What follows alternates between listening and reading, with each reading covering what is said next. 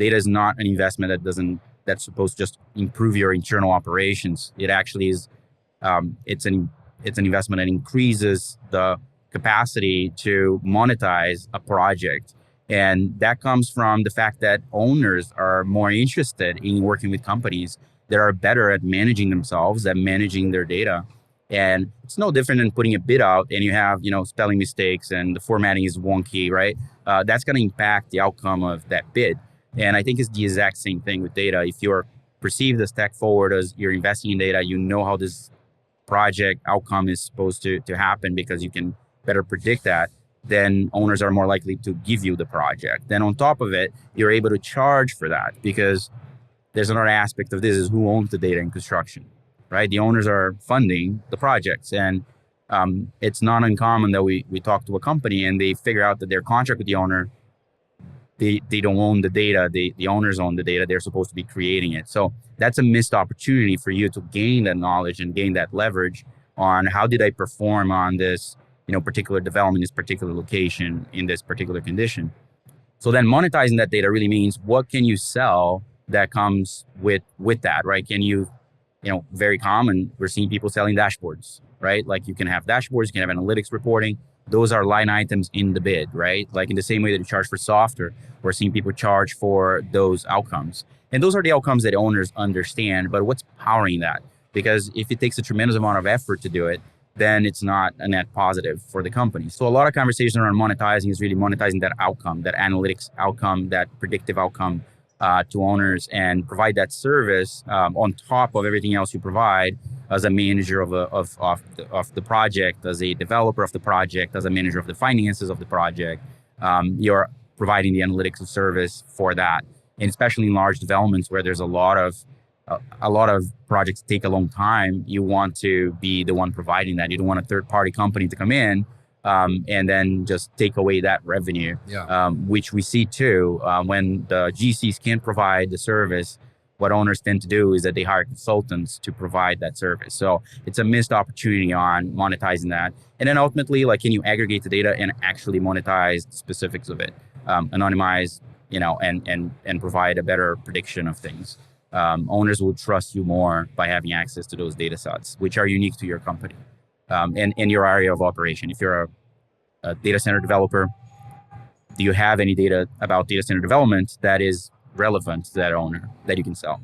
I love that. And we're starting to see more and more owners who are leading these conversations. And I'm really excited by that. I mean, I'm a formal proposal manager. And so I've gotten the bad RFPs, I've gotten the good RFPs, although after doing so many, maybe all RFPs are a little bad in my opinion these days, because I don't want to manage them anymore, and I'm thankful that I don't. But it's such an opportunity for that owner to really be prescriptive about what they're going to get from the contractor.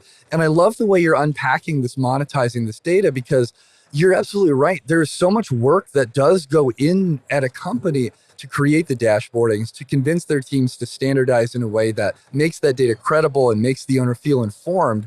But it just makes sense to be able to put that as a line item instead of just this is a betterment that we offer. But it's also a differentiator, because if you can, maybe you're lining on it, there's a cost, but you can show them very clearly, here's the kind of dashboards you're going to get. Here's the amount of information that you're going to get. And here are the choices that you're going to be able to make now that you have access to this information. That owner's going to love you because you're able to give them that visibility, when for years it's always been, well, let's go to the owner's meeting. We're going to shoot from the hip and tell them how our project's going. But the owner didn't really have any ability to click deeper and go, am I being told a story right now? And, and I don't mean to make light of the relationship between the owners and the contractors, but you can continue that relationship after handover as well, because if it's a progressive owner and they go, we want a digital twin or something, oftentimes the owners don't have that experience in-house to manage and continue updating that model. And so now you get to continue a revenue stream that goes beyond handover to continue that relationship, especially if it's a serial owner or builder owner that continues to build. They go, okay, I know you can give me the data you want. Okay, I know you can manage a digital twin in the way that I want.